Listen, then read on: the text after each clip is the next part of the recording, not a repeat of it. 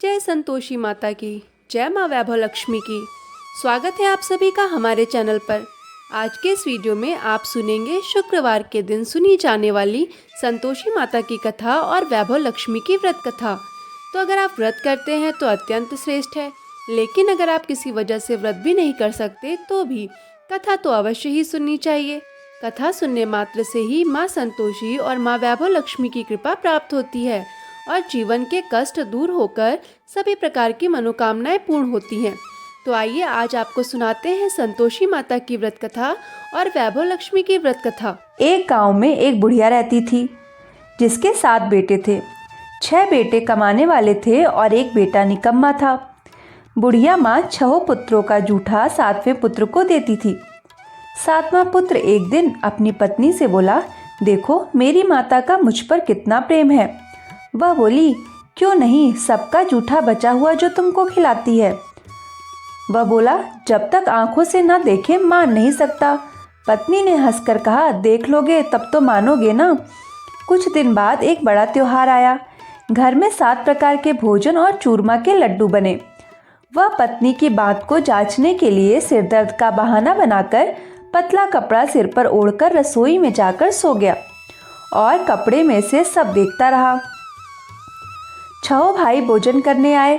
उसने देखा माँ ने उनके लिए सुंदर सुंदर आसन बिछाए हैं, 7 प्रकार की रसोई परोसी है और आग्रह कर करके उन्हें भोजन कराती रही।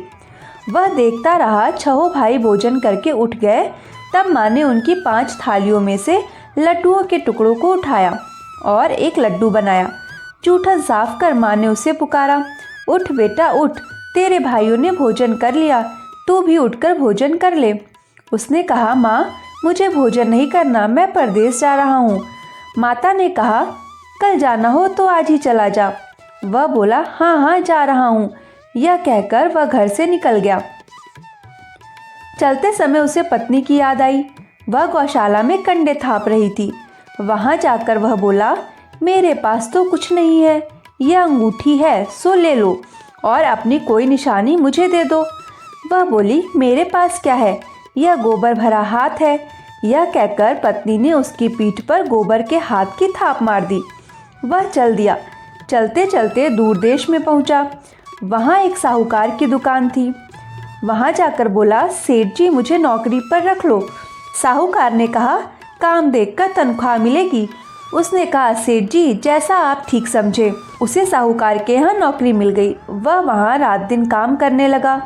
कुछ दिन में दुकान का लेन देन, हिसाब किताब, ग्राहकों को माल बेचना, सारा काम करने लगा। साहूकार के साथ 8 नौकर थे।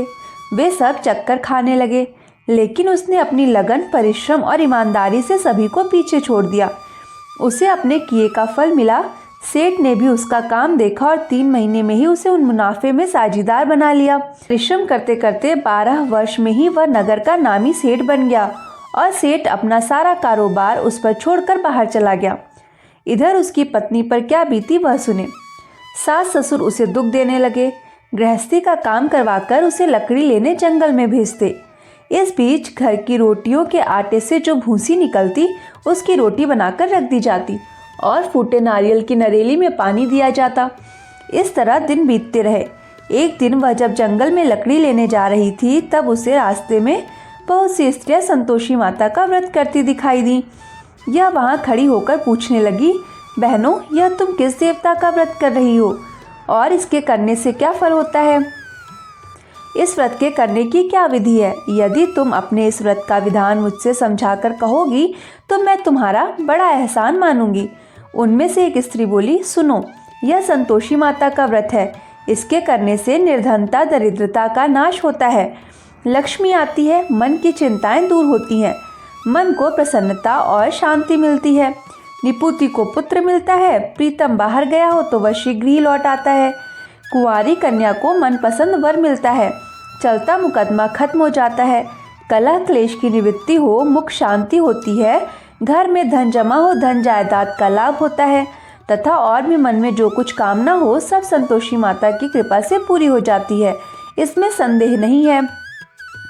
वह पूछने लगी, यह व्रत कैसे किया जाता है, यह भी बताओ तो बड़ी कृपा होगी।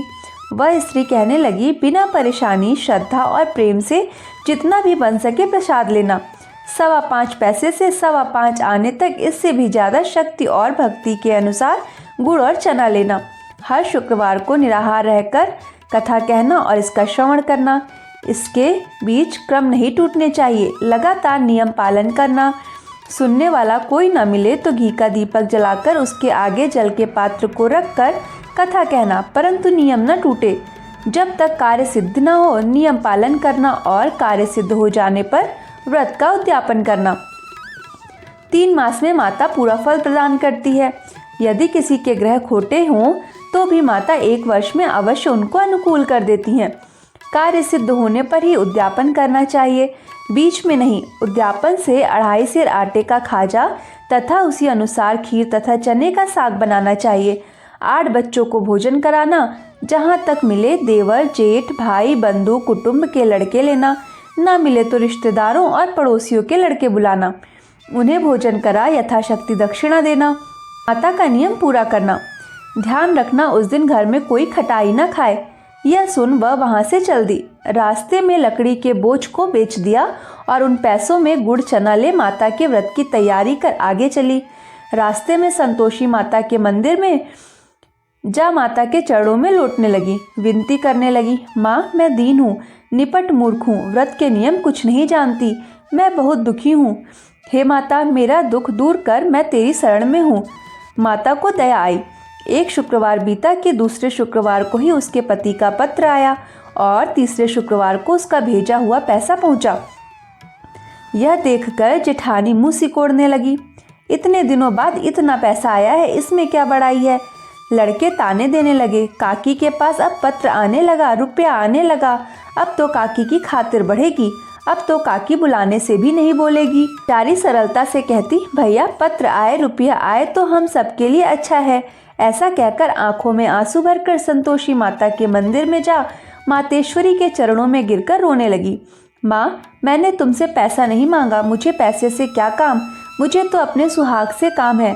मैं तो अपने स्वामी के दर्शन और सेवा मांगती हूँ। तब माता ने प्रसन्न होकर कहा, जा बेटी तेरा स्वामी जल्दी ही आएगा। यह सुन खुशी से बावली हो वह घर आकर काम करने लगी। संतोषी माँ विचार करने लगी, इस भोली पुत्री से मैंने कह तो दिया कि तेरा पति शीघ्र आएगा, पर आएगा कहाँ से। वह तो इसे स्वप्न में भी याद नहीं करता। उसे इसकी याद दिलाने तो मुझे ही जाना पड़ेगा। संतोषी माता ने उस बुढ़िया के बेटे को स्वप्न में समझाया, पुत्र तेरी घरवाली कष्ट उठा रही है। यह बोला, हाँ माता यह तो मुझे भी मालूम है, परंतु क्या करूँ, वहाँ कैसे जाऊँ। परदेश की बात है, लेन देन का सारा हिसाब किताब है, कोई जाने का रास्ता नजर नहीं आता। आप ही कोई राह दिखाएं कि वहाँ कैसे जाऊं। माँ कहने लगी, सवेरे नहा धोकर संतोषी माता का नाम ले, घी का दीपक जला दंडवत कर और दुकान पर जा बैठना। देखते देखते तेरा लेन देन चुक जाएगा, जमा माल बिक जाएगा, सांझ होते होते धन का ढेर लग जाएगा।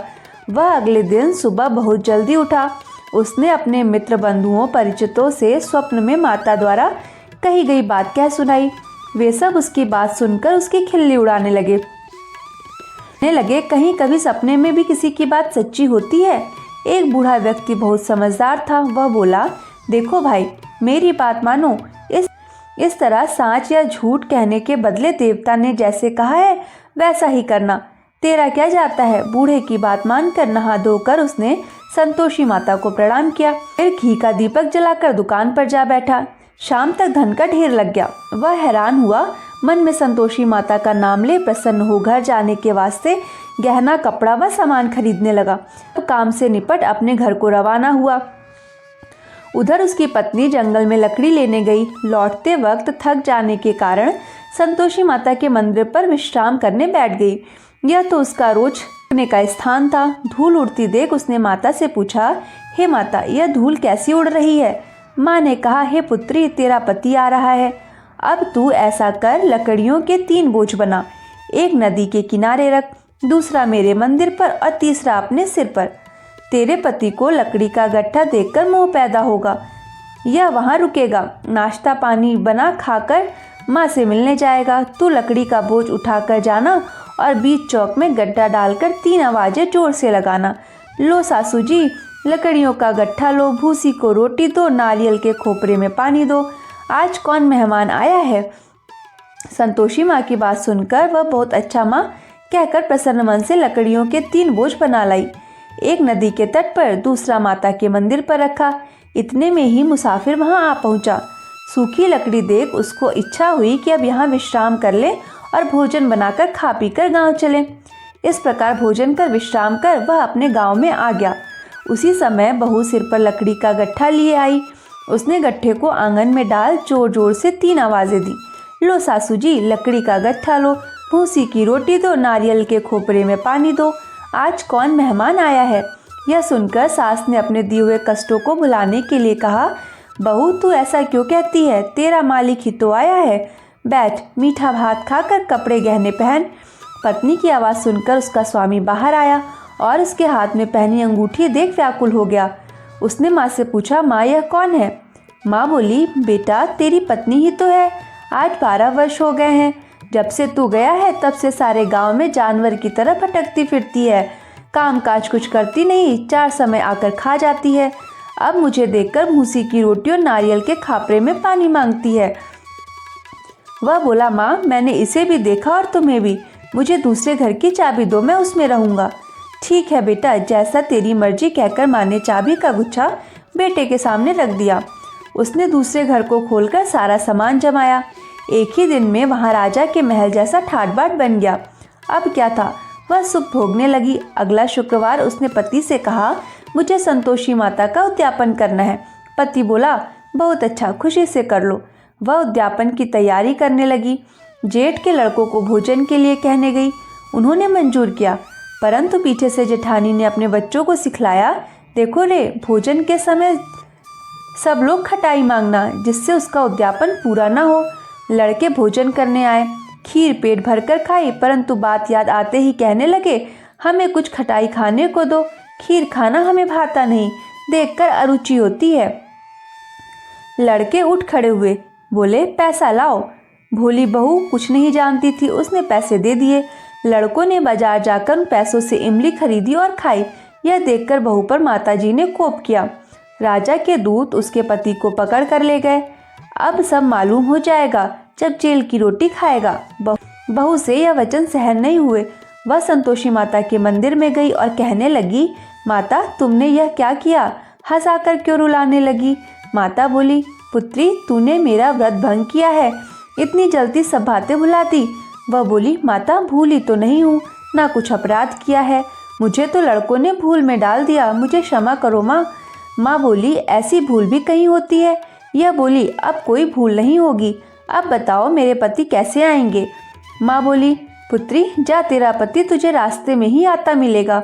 वह मंदिर से निकलकर बाहर आई तो रास्ते में उसे अपना पति आता हुआ मिला।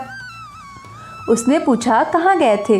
वह बोला, इतना धन जो कमाया है उसका कर राजा ने मांगा था, वह भरने गया था।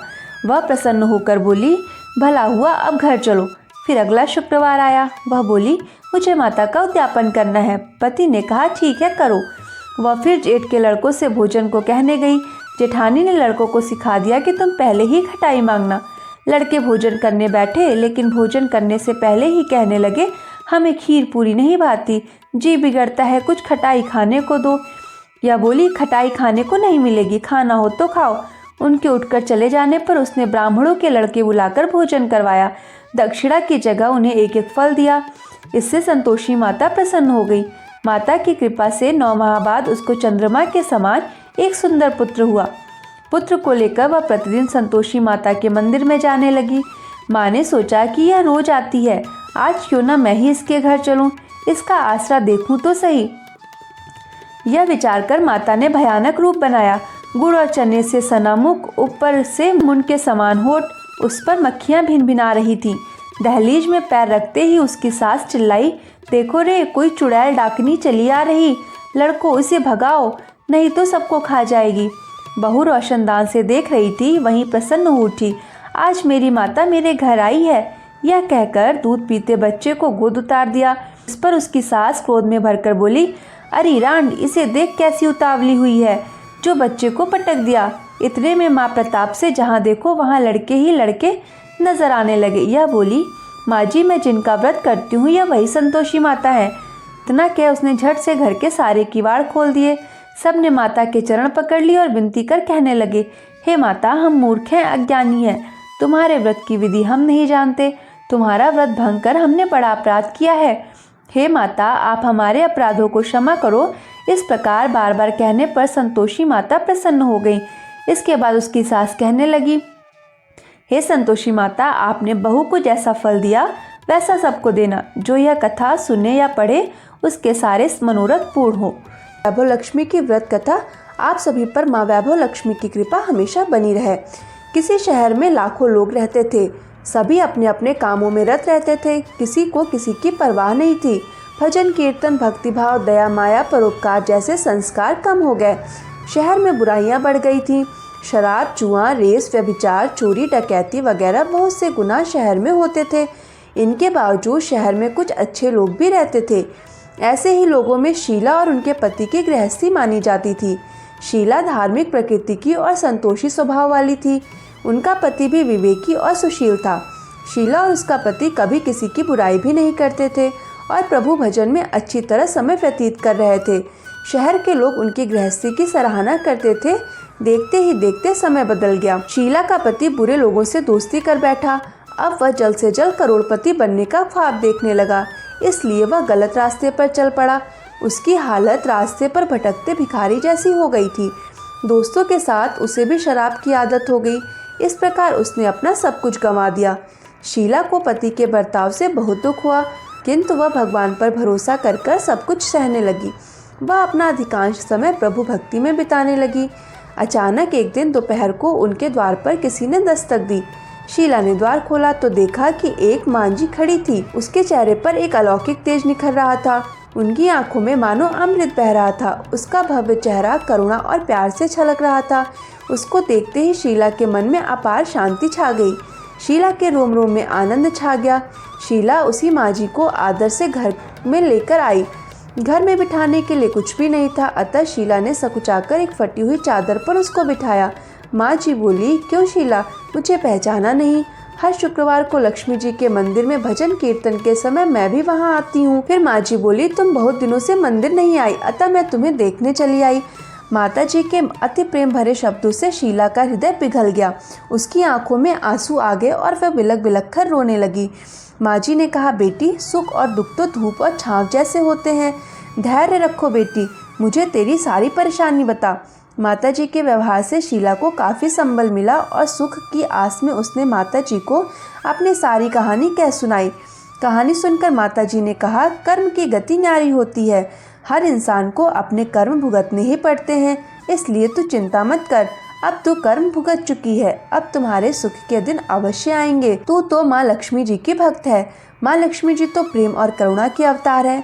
वे अपने भक्तों पर हमेशा ममता रखती हैं, इसलिए तू धैर्य रखकर माँ लक्ष्मी जी का व्रत कर, इससे सब कुछ ठीक हो जाएगा। शीला के पूछने पर माता जी ने उसे व्रत की सारी विधि भी बताई। माता जी ने कहा, बेटी, माँ लक्ष्मी जी का व्रत बहुत सरल है। उसे वर लक्ष्मी व्रत भी कहते हैं या वैभव लक्ष्मी व्रत भी कहते हैं। यह व्रत करने वाले की सभी मनोकामना पूर्ण होती है। वह सुख, संपत्ति और यश प्राप्त करता है। शीला यह सुनकर आनंदित हो गई। शीला ने संकल्प करके आंखें खोली तो सामने कोई भी नहीं था। वह विस्मित हो गई कि माँ जी कहाँ चली गई। शीला को तत्काल यह समझते देर न लगी कि माँ जी कोई और नहीं, साक्षात लक्ष्मी जी ही थीं। दूसरे दिन शुक्रवार था। सवेरे स्नान करके स्वच्छ कपड़े पहनकर शीला ने माँ जी के द्वारा बताई विधि से पूरे मन से व्रत किया। आखिरी में प्रसाद वितरण हुआ। यह प्रसाद पहले पति को खिलाया। प्रसाद खाते ही पति के स्वभाव में फर्क पड़ गया। उस दिन उसने शीला को मारा नहीं, सताया भी नहीं। शीला को बहुत आनंद हुआ। उसके मन में वैभव लक्ष्मी व्रत के लिए श्रद्धा बढ़ गई। शीला ने पूर्ण श्रद्धा भक्ति से 21 शुक्रवार तक वैभव लक्ष्मी व्रत किया। 21वें शुक्रवार को माँ जी के कहे मुताबिक उद्यापन विधि करके 7 स्त्रियों को वैभव लक्ष्मी व्रत की 7 पुस्तकें उपहार में दी। फिर माता जी के धन लक्ष्मी स्वरूप की छवि का वंदन करके भाव से मन ही मन प्रार्थना करने लगी, हे माँ धन लक्ष्मी, मैंने आपका वैभव लक्ष्मी व्रत करने की मन्नत मानी थी। यह व्रत आज पूर्ण किया है। हे माँ, मेरी हर विपत्ति दूर करो, हमारा सबका कल्याण करो। जिसे संतान न हो उसे संतान देना, सौभाग्यवती स्त्री का सौभाग्य अखंड करना। कुंवारी लड़की को मनोवांछित पति देना। जो आपका यह चमत्कारी वैभव लक्ष्मी व्रत करेगा उनकी सब विपत्ति दूर करना, सभी को सुखी करना। हे माँ, आपकी महिमा अपार है। ऐसा बोलकर लक्ष्मी जी के धन लक्ष्मी स्वरूप की छवि को प्रणाम किया। व्रत के प्रभाव से शीला का पति अच्छा आदमी बन गया और कड़ी मेहनत करके व्यवसाय करने लगा। उसने तुरंत शीला के गिरवी रखे गहने छुड़ा लिए। घर में धन की बाढ़ सी आ गई। घर में पहले जैसी सुख शांति छा गई। वैभव लक्ष्मी व्रत का प्रभाव देखकर मोहल्ले की दूसरी स्त्रियां भी विधि पूर्वक वैभव लक्ष्मी व्रत करने लगी। वैभव लक्ष्मी व्रत 7, 11 या 21 जितने भी शुक्रवारों की मन्नत मांगी हो उतने शुक्रवार तक यह व्रत पूरी श्रद्धा तथा भावना के साथ करना चाहिए। आखिरी शुक्रवार को इसका शास्त्रीय विधि के अनुसार उद्यापन करना चाहिए। आखिरी शुक्रवार को प्रसाद के लिए खीर बनानी चाहिए। जिस प्रकार हर शुक्रवार को हम पूजन करते हैं वैसे ही करना चाहिए। पूजन के बाद माँ के सामने एक श्रीफल फोड़ें और फिर कम से कम 7 कुंवारी कन्याओं या सौभाग्यशाली स्त्रियों को कुमकुम का तिलक लगाकर माँ वैभव लक्ष्मी व्रत कथा की पुस्तक की एक प्रति उपहार में देनी चाहिए और सबको खीर का प्रसाद देना चाहिए। इसके बाद माँ लक्ष्मी जी को श्रद्धा सहित प्रणाम करना चाहिए। फिर माता जी के धन लक्ष्मी स्वरूप की छवि को वंदन करके भाव से मन ही मन प्रार्थना करें। हे माँ धन लक्ष्मी, मैंने आपका वैभव लक्ष्मी व्रत करने की मन्नत मानी थी, वह व्रत आज पूर्ण किया है। हे माँ, हमारी जो मनोकामना हो वह पूर्ण करें। हमारी हर विपत्ति दूर करो, हमारा सबका कल्याण करो। जिसे संतान न हो उसे संतान देना, सौभाग्यशाली स्त्री का सौभाग्य अखंड रखना, कुंवारी लड़की को मन भावन पति देना। जो आपका यह चमत्कारी वैभव लक्ष्मी व्रत करे उनकी सब विपत्ति दूर करना, सभी को सुखी करना। हे माँ, आपकी महिमा अपार है, आपकी जय हो। ऐसा बोलकर लक्ष्मी जी के धन लक्ष्मी स्वरूप की छवि को प्रणाम करें। तो दोस्तों, ये थी आज की कथा। आपको कैसी लगी हमें कमेंट बॉक्स में ज़रूर बताएं। वीडियो अगर पसंद आई हो तो इसे लाइक शेयर सब्सक्राइब करना ना भूलें। जय श्री कृष्णा दोस्तों।